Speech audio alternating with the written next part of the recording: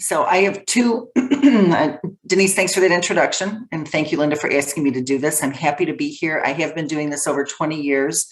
I started my search firm based on the belief that every slate of candidates needed to be diverse. And I was recruited into search by two of the large firms. And when I talked about diversity as an issue, it was like a veil fell, just not ready, just didn't want to talk about it.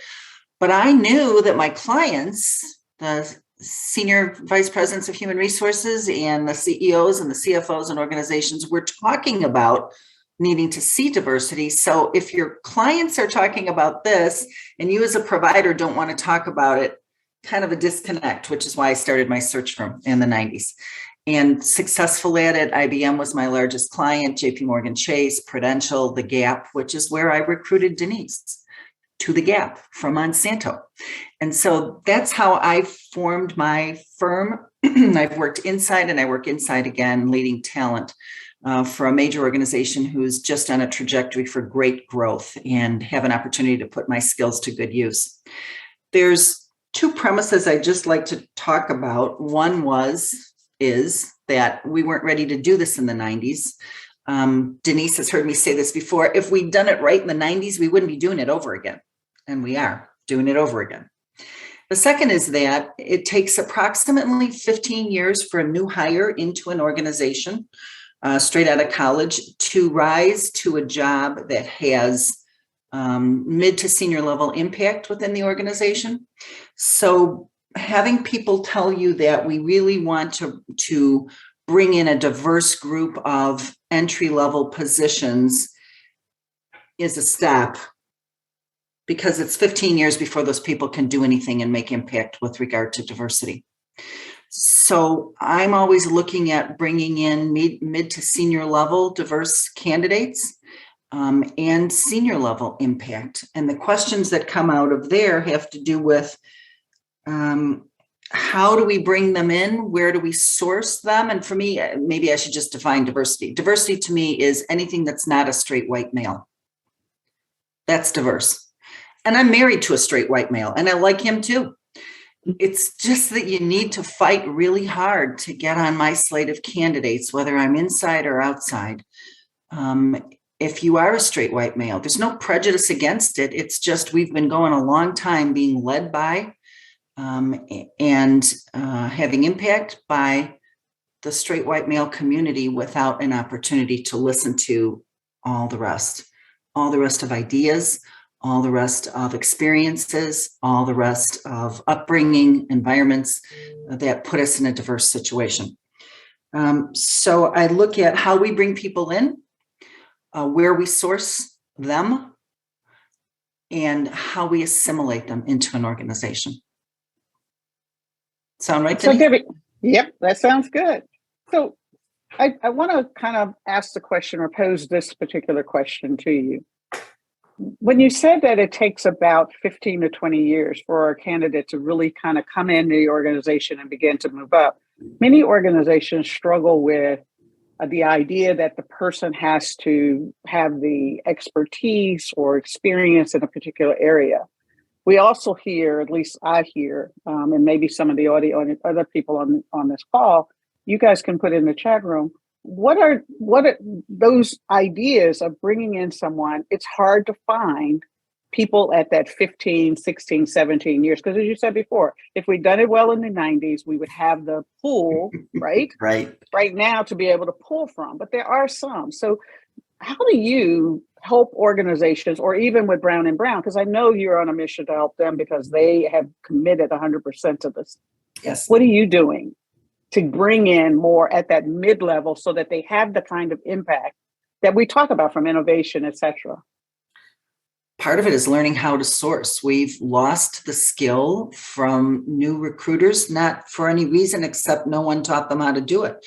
Our skill set has become so easy to be able to Google somebody or LinkedIn with them and see if we can find them. The research, the sourcing is who spoke at what conference, at what level about DEI. And that's how many conferences. It's on, I can assure you, just about every major conference in every major industry even the minor industries that Mhm. everyone attends. Thousands of people attend conferences, usually May and October until COVID came along. But people are brought on to those as speaking engagements of other people who have heard of them, worked with them, met them, feel like they've done great things. And those people at those conferences requires work. Understanding what those conferences are, that's one place you find them. Another is some of the major magazines. Fortune, certainly, Forbes, The Economist, the Harvard Business Review, places you've heard of where people of color, people of different ethnicity, people of different, different sexual orientation, women are quoted and interviewed, and you look there for those people. You look in your own industry, whatever industry it is, whether it's manufacturing or pharma or financial services or insurance or whatever, you look to see where those people are, and you find them and you find their friends. Mhm. And you source, and it requires work, and it's not always on easy scroll. Mhm. It requires Mhm. some work to do that. And Mhm. answer your question? Yeah, yeah. I also want to go back to the first one you talked about in terms of readiness. What can candidates or people of color, BIPOCs, etc., what can they do to help be ready and to be out there? Maybe even be easier to find in terms of being able to have an impact. Well, I think one of the ways they do it is to be able to be ready to speak. And that's both written word and conference orientation. Mm-hmm. It's being out there and being known. Not always easy for people who don't want to be, they're not extroverts and they don't necessarily want to be that way, but they get a reputation within their organization as being outspoken, as being forward thinking about diversity and inclusion, the good it brings to the business, the opportunity that the business has to hear, listen to different thoughts and opinions. There's diversity of thought and diversity of view. So you think differently by your upbringing, by your environment, from the places you were born, how you were raised. And it's that mix of cultures that helps a business and its customers to answer the question that the customers have, because we don't sell any product or any service that we have to only straight white men, right? We sell it to a diverse group of customers. And understanding how the customer thinks. I mean, I've said this many times. I was Jesuit educated. My daughter was Jesuit educated. If we were doing it for the glory of God, which is what the Jesuits do, we'd be in a different place. We're not. We're doing it for money. We're capitalization here. And we're looking for, as a capital brewing environment, to make money. And to make money, you serve the customer, because that's what brings them back, what keeps them coming back. Yeah. And so, in presenting myself as a BIPOC or a person of color, woman, whatever, it almost sounds like what you're saying is that we have to think about it and present ourselves more from a business perspective first, because that's what people listen to. That's what gets the attention, and having good ideas around that is something that they do. I want to move to the idea, the third pillar that we talked about previously, which is culture and the business case for bringing in diverse candidates in and of themselves. In particular, now we're really expanding the idea of what diversity to include people who are differently able, who are hearing impaired. I mean, just different ways of doing it. How does a culture, from a business case, most people know that they can quote all the stuff from Harvard, et cetera. Right. But when it really comes to talking to someone who is shy, hesitant, interested, but not quite sure that they can put the business case, what are some of the things that you think they should include? I mean, I think the things I've talked to thousands of people about building their resume, building their brand. I think the one thing that stands out for me always is that a CEO of a small company or a large company is pretty much only interested in two things from an impact player: how you can make money for me and how you can save money for me. And if everything that we do, or most of what we do for an organization, is with those two things in mind, to make money for the organization or to save money for the organization, we get the attention of the people around us because that's the focus. It's on the customer, it's on the consumer, it's on the business from a business view. You can do that quietly. You don't have to be right in your face to do it, but it has to be noticeable. It has to make impact. It has to make a difference to the organization that you work with. And you will get notoriety, even if you don't want it, by the success that you have around it. Mm-hmm. And, we talked offline a lot about you have to get comfortable with the notoriety because you're different. People are going to notice you. Right. And all eyes are going to be on you. And you Right. can't be uncomfortable with that. You have to find a way to be comfortable in that uncomfortable place because there's nothing you can do about it. Right. So you got to get, that's why the speaking is important. It's why staying focused on the business case, et cetera, that you're talking about is so important. So as we also move, a choice. I would just like to say it's also a choice. You have to make that choice that you are going to be comfortable with it. And you have to find out, the last piece that I think is important is what's the assimilation plan for the company to bring you in. Perfect segue, which is inclusion. So from an employer's point, or from now that you're with Brown & Brown, what are some of the things that you do to prepare the culture or prepare that team to accept someone who, for the most part, you're bringing in people who have innovative ideas, things that are not done the way we always do into the organization? How do you prepare that group or organization for that? Well, I think there's always the argument, and it's valid to some extent. There's always an argument of we've done it this way, and look how we've grown, and look how we've built our organization this way. And the question that's not asked is, why do I have to change if it worked before? Mm-hmm. So to look at why you have to change is, Debbie Walsh's Big Five. I think every executive has to have the ability to articulate a vision and get people to march into hell to execute it. I think every executive has to have the ability to drive financial results through people. I think every executive has to have the ability to act as a change agent. And here's where assimilation comes in. Changing industry, changing economy, changing world order, changing environment.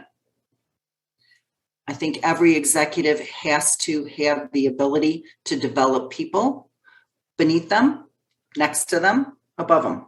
It is lonely at the top, and the CEOs don't always get, and the senior managers and the senior executives don't always get all the information. They're protected, a little bit of protection going on. And the last thing is you have to be able to do it with ethics and integrity, because your reputation is everything your mother said. Right out the window you've got is your reputation. So the assimilation plan and answering that unasked question, why should I change when it worked great just the way it was, is because everything is changing. And if COVID hasn't taught us anything else, it's just look at what's changed in 3 years. Yes, maybe it started with COVID. We've changed the way people work. We've changed the locations where people work. Think of an industry that hasn't changed. The airline industry has changed. The hospitality industry has changed. Your own businesses have changed. The way that we bring people in, the process of change, and the speed in which we've changed has caused so much uproar in the last 3 years. So it's that changing environment.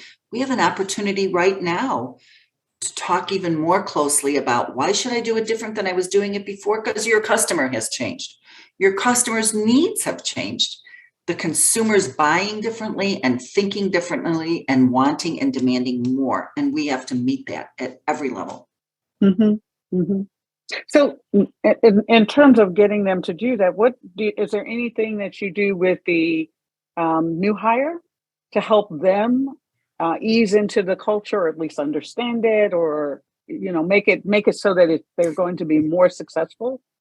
Yes, I think so. I mean, I think part of it is having the assimilation plan and dealing with your senior executives or middle executives, whoever's going to be the leader of new and different people, different thoughts, different view coming in, is how are you going to assimilate that person into your organization I mean, I come from the belief that most people want to do the right thing. I don't think you can live a healthy life without that.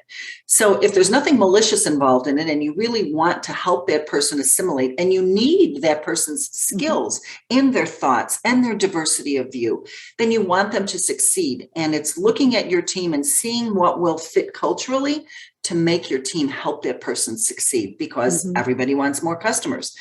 From the individual standpoint, I believe you do your best to prepare that person for that scenario. We all want you to succeed. How can we help you? We ask the question, what do you need to succeed? I'm very big on asking people, where's the place where you worked, where you felt you could do your best job? You could come in and impact and produce whatever it is that you're an expert at, whatever the reason is I'm hiring you for.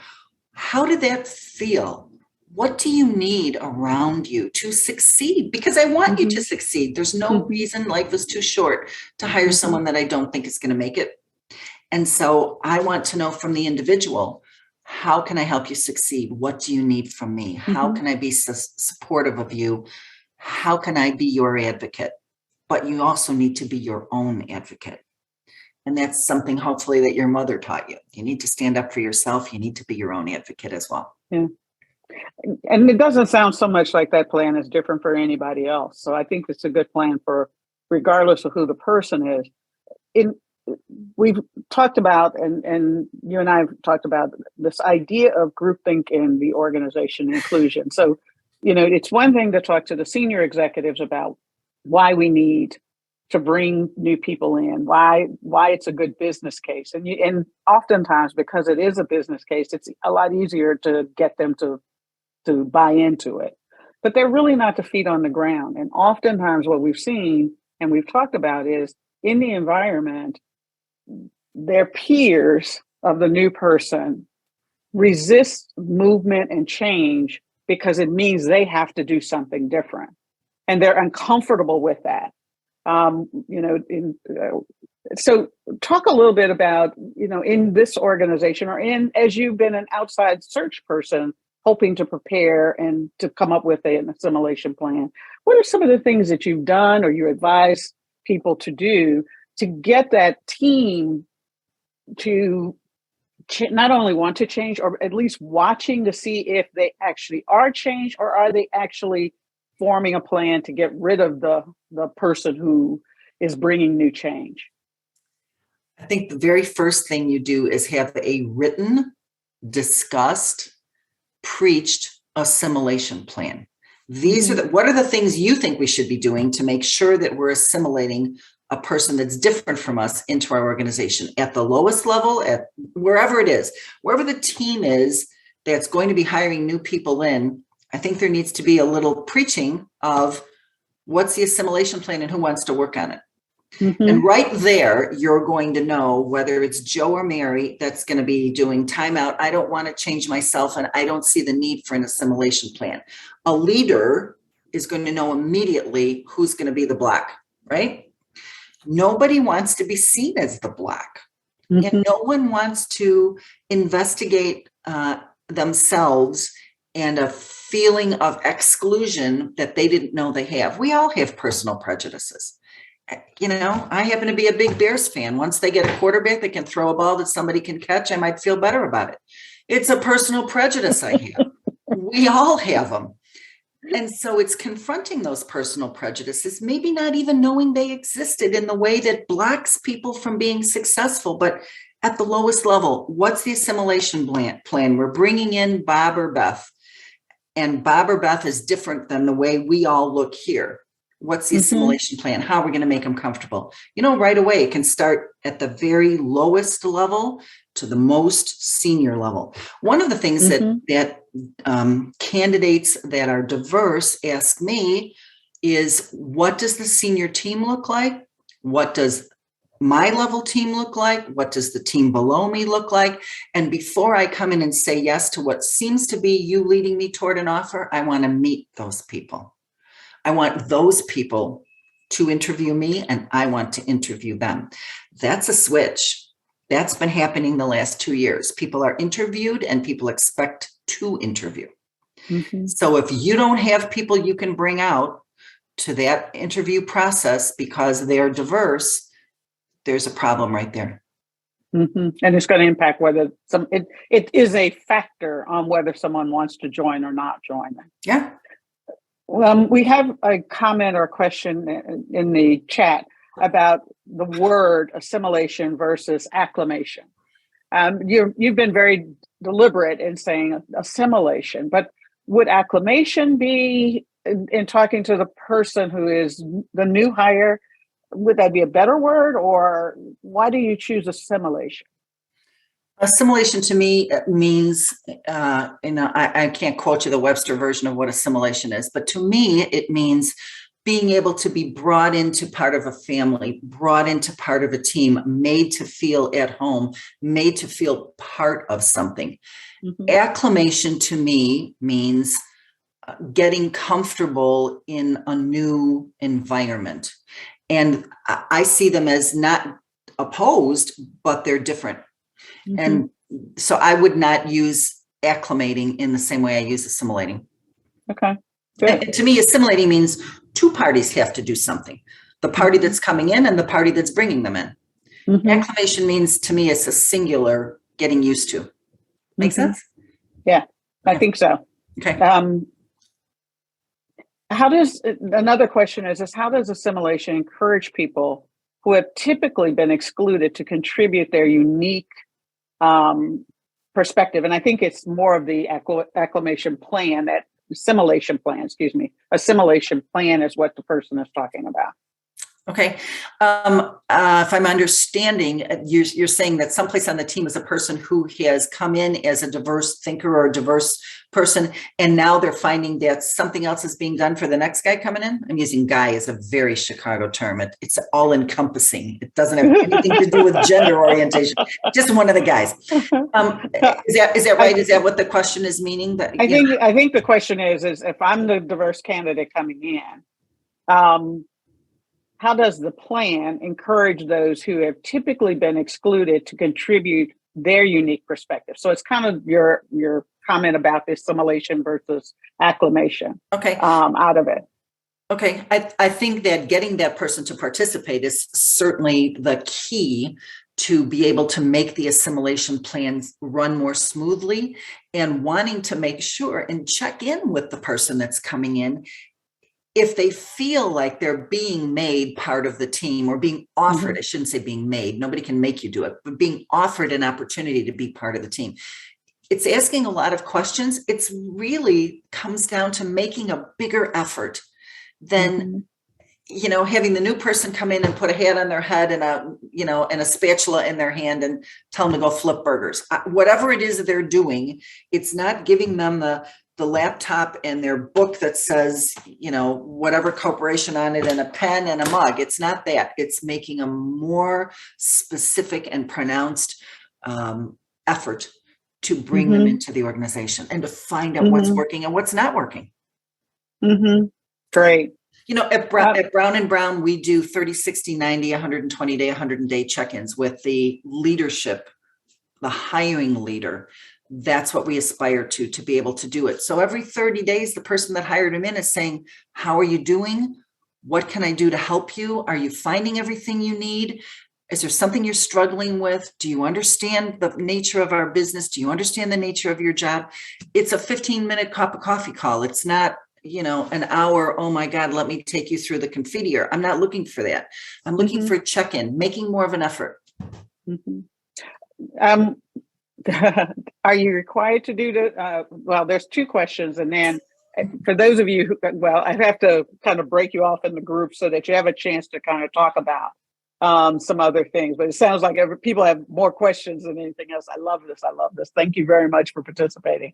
But there's a couple that I do want to touch base before we break up into the groups. Someone has asked that they've encountered at some organization is lip service paid to DEI with an underlying absolute resistance to change. How do you address that denial? Me personally? Let's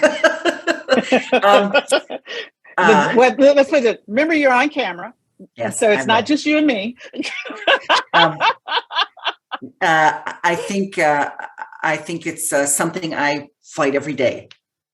I think that you want to, I'm a pretty big personality. If you haven't figured that out, I just am. So part of it, I think, is moving back from that personality and being able to ask the difficult questions that come right to the heart of the matter. It appears to me that you're resisting this opportunity we have to bring a group of people together. And I would like to understand if you know why that resistance is there and how I might be able to help in any way.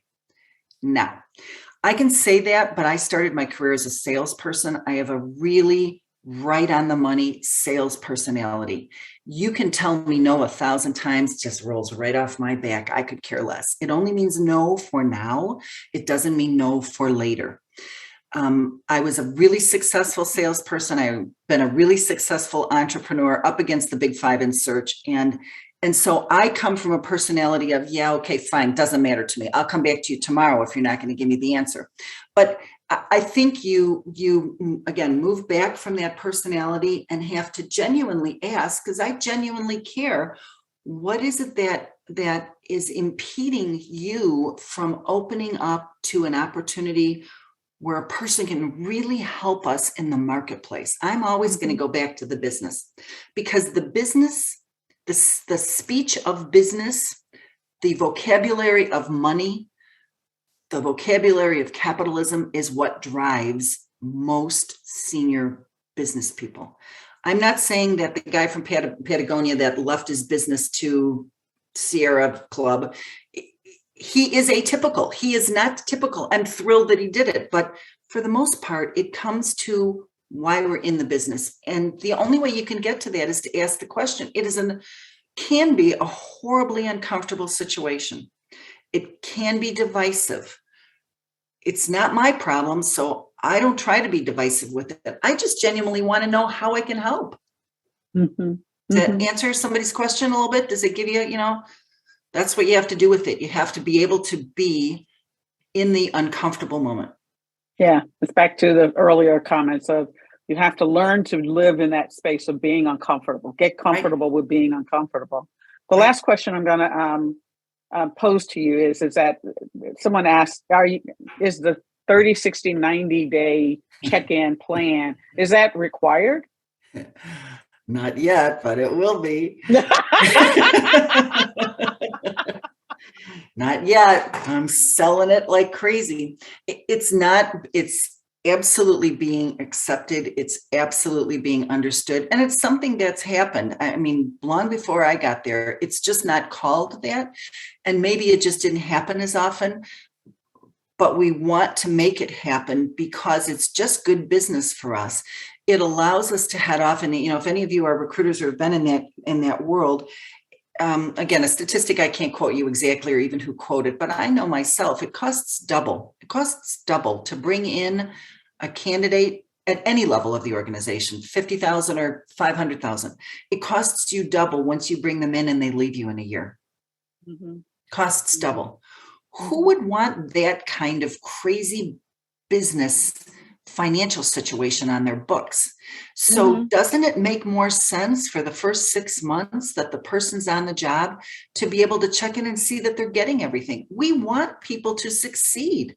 I want to succeed. It's a natural human emotion. You want to do your best work. You want to be in a place where you can do your best work. And in order to make sure that that's being offered to the person, we need to check in with them. We can't wait until they're dying on the vine. We can't wait. Okay. I got a comment. Thank you very much, Linda, for letting us just kind of roll with the questions because they're coming in. And I think they're valuable. I hope you all agree that these are valuable questions that all of us should kind of listen to and kind of roll with them. And so I'm not trying to just circumvent. I'm trying to be more responsive to what appears to be something that is very, very interesting to you. And there are lots of questions that people are sending, both personal and private, in the chat here.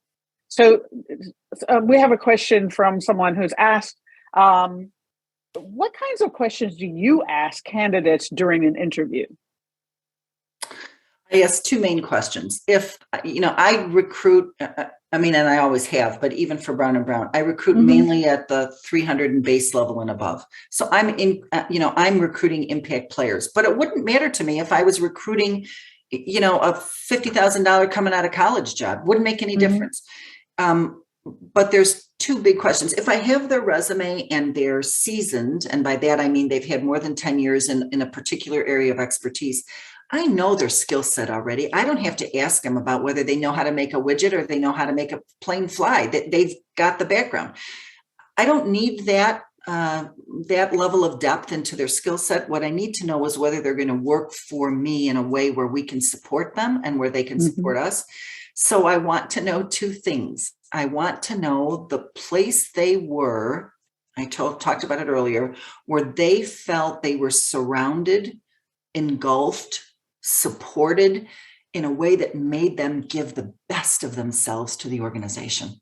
Mhm. Where were they? What did that feel like? I want to take them back. I always like to say, I'm not a therapist, but close your eyes and take yourself back to that point in time.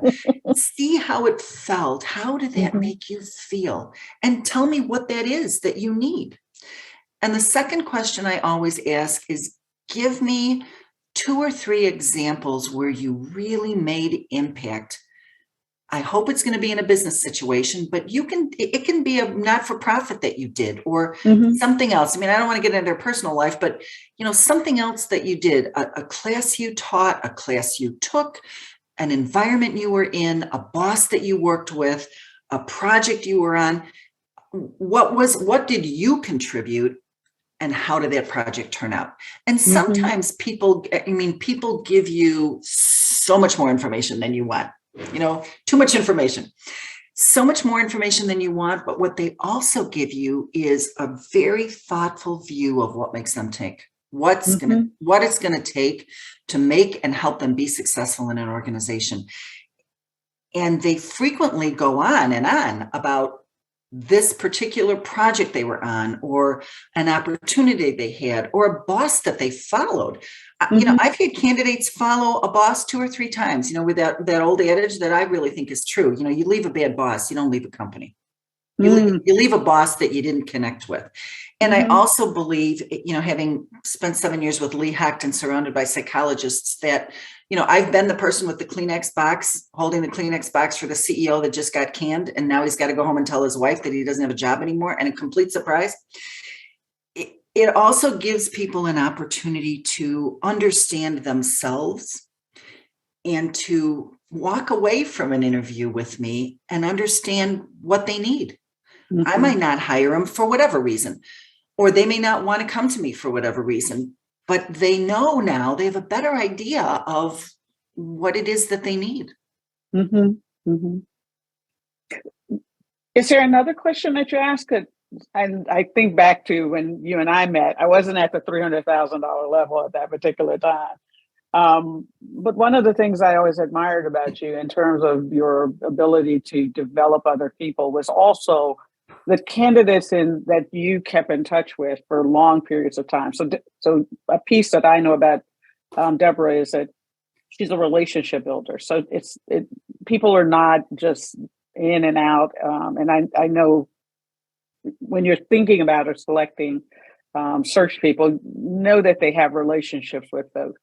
But one of the things that you've always been very good at, I've seen you do it with me, I've seen you do it with other individuals, is that you've nurtured diverse candidates to enter into a culture that may not be as welcoming as we would like. What are some of the things that you think about as, if you think, even if you just think back over our relationship, and I can tell a lot of stories, but this is your hour. Um, oh yeah, there were some gems in there. I'm not kidding. And that helped me learn how to enter a culture that is not welcoming and then kind of turn it around so that I could do the kind of work that I love to do. I think you do have to find your passion in life. There's two things I think everybody should know. They should know what their passion is and they should know what their worth is. I think you ought to find out how much you should get paid in corporate America for what you do. And if people go into negotiations without knowing what their market value is, I have trouble with that. That's something that's on you. You need to find that Mhm. out. And you need to find out what your passion is. And you need to be able to I believe this, you need to be able to bring that passion into an organization which will let you be passionate about it and embrace your passion. And they will have an employee for life, and they will have an employee that makes impact at every single situation. I can guarantee it. I think one of the things that you come to find from people as you interview them is whether or not they're ready for discomfort. And a stronger word would be if they're ready for a fight. There are many companies that are very open and seeing how diversity in their ranks would help them tremendously. And they don't know how to go about it. Mhm. And they don't know where to start. And they think that hiring, and this is not bad, hiring the head of DEI and bringing that into the forefront will solve the problem.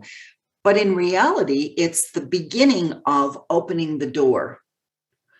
And we don't always know what's going to happen when you open the door, but the door has to be opened. It's like the Emerald City. You stand there and it's all emeralds and you think it's all great. You open the door and you find a whole lot of different stuff in there behind the curtain, right? Yep. And so until you opened the door to the Emerald City, you just didn't know what you were going to find. And you have to be ready to deal with it. And you have to be ready to deal with the people where they are, just like I hope they're ready to deal with you where you are.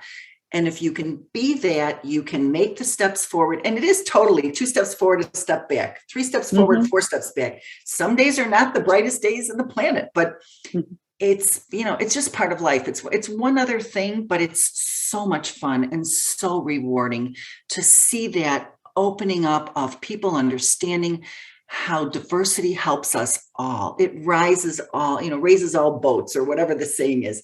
It's just a great way to build a great organization and to be able to build loyal customers who want to stay with you because you're willing to put in the work. Mhm. Well, guys, we have about 10 minutes left. And so that means we really have about 4.5, 5. But I think I would like to open it up for 1 or 2 questions from you. I think, Gail, if you can unmute, I don't know quite where you're at, but you had a question about reputable places. Yeah, I just appreciated your commentary on knowing your value and your worth. So, number one, thank you so much, Deborah, for your insights today. But just curious from your experience, where are some good places to look and where would you say is most reputable? Because I've done that and I'll get vastly different numbers and very large ranges. So, I took a LinkedIn course once that said that you should say you're erring on the side of the top of the range, based off of your requisite skills and experience, but just would be interested in hearing from your perspective, any thoughts you might have. Yeah, very practical. I think Glassdoor is one of the worst places you can go to. I'm not confident that they've got the information that they need to get. I think the place that you go to is, again, doing a little bit of work. You need to find the people that do your job with your similar title at companies in similar size to what you do. And you need to be able to pick up a phone and cold call that person and ask them if they'd be willing to share with you a range of where they are in their base pay and in their bonus pay. We have been trained as a society not to talk about money. And the boys always talk about money. It happens on the golf course. It happens in the basketball court. It happens every place. And it's happened for as long as I can think about it.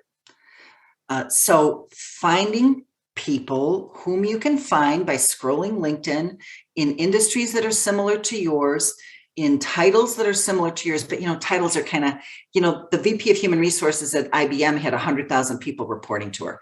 They just don't like titles, and so they never made it the executive VP of looking out the window. Which, by the way, the senior vice president of looking out the window does what? Look out the window? No, they look at the horizon to see what's coming, to see things that might not be expected, to see what the competitors are doing. And another name for the senior vice president in charge of looking out the window is the head of strategy or the CEO. Anyway, that's what you need to do. That's the best I can give you. Just like, still a good statistic, 78% of all jobs are found through your own network. Mm-hmm. To develop a strong network. The other thing I would say is, I started this out with talking about how supportive the Leadership Global group is. I don't even know how many people are in it, Linda. You'd have to tell how many people are in here, but I have to tell you, anytime I pick up the phone and talk to somebody in the group, they have given me information that I need that takes me to the next level. So this is a strong, supportive group of individuals whom you can get information about, not just what your salary ought to be, but if you need to know, how you should price a product, how you should think about going after stuff, pick up the phone, get connected, make those phone calls. Debbie, we have a question here on how can people get a hold of you? So my private email is very easy. It's dwalsh, WALSH, just like the Irish, at D like Deborah, S like Snow, my middle name, Walsh, dwalsh at dswalsh.com. Okay. I'm not going to give you my business one because my business would kill me. But that's my personal email. So knock yourself out. Yeah, I'm fine. I might not get back to you right away. Doesn't mean I didn't get in. It doesn't mean I don't want to answer it, but feel free to call me and I'll do my best to get back to you. Okay. Is there there's a, Jana, you've got a comment. Are you there? Can you talk, or I can read it for you? Just let me know. Hi, yes, I'm here. Yeah, we are, I just started with my company and we are actually incredibly diverse. Our core values include communication and compassion for one another, for our communities, etc. But we want to include anti-bias and anti-harassment training for our people. The thing is DEI is a hugely growing segment, and it's really hard to know who's reputable. So we'd like to get recommendations. Key for us is that we are a startup, so we can't break the bank, and we want to get the best bang for our buck that we can. So if anybody has recommendations that they can offer up, that would be great. I would just say, for a plug for the University of South Florida, during COVID, when, everybody in the world was home, I took a course in DEI that really opened my eyes, and I've been doing this for 25 years. So the University of South Florida had in their MUMA, it's MUMA, MUMA School of Business, which is their MBA program, had a course in DEI, and then it had several other doors that opened to those courses. I would recommend, I certainly loved the course I was in, but and the certificate I got from it, but I also would look at the major state and private universities and see what kinds of courses they have in their MBA programs, and if they'd do either an alignment with you for if you had so many people to put through it, or if they put together a course for you. I'd start there. I truly would. Okay. I think they're more broad in the way that they look at diversity. That's why I would recommend that. Okay. The other thing I would tell you, Jen, I don't know if you're a member or not, but I would also go to the member chat on Leadership Global. And I would just put in there that you're just looking for recommendations. And before you do it, I think, just kind of have an idea of step one, step two, same as thinking about a strategy of moving from this to this to this. But there are a number of people in this space who are members, and even if they don't get it, they can help you think through, what do you need? How do you roll it out? What does that look like? Okay, So, thanks. You got it. Unfortunately, guys, we are at the end, almost the top of the hour. I want to thank you so much, Debbie, for all your wisdom. Everyone, your takeaways today is, as you're thinking about a strategy on DEI, whether you're in the organization, you're a person who happens to be leading the effort, think about it from readiness, who's ready to come in and where do you need to plug them in? Not just at the beginning, but how can you plug them in to your organization? Where do you source them? Are you using the networks around you? Leadership Global is a great place for you to do that, but there's also other conferences that some of the members are actually hosting themselves, that you may be able to go and find other candidates and people who have a network that can help you connect to other people who are diverse on all levels and globally. So I want to also tell you that too. It's a global organization. The third one is business, the culture. How do you create a plan for people to enter? How do you have a plan for people to figure out how they're going to deal with someone who thinks differently, is different than them? But also, what's the business case? And to always lead first with the business case. And then the last one is all about the answer of, or the question of inclusion. And that is really understanding, what does inclusion look like from a behavioral point of view? It's not just a lip service or it's not okay just to have the CEO or the C-suite saying this, but you've got to make sure that through a 30, 60, 90-day plan, that you are working with those teams to ensure that you're not having people rejected because we're all sitting around going, oh, I can outlive this one. And, we've been doing it well the way we've been doing it, and we don't need to bring somebody else in. So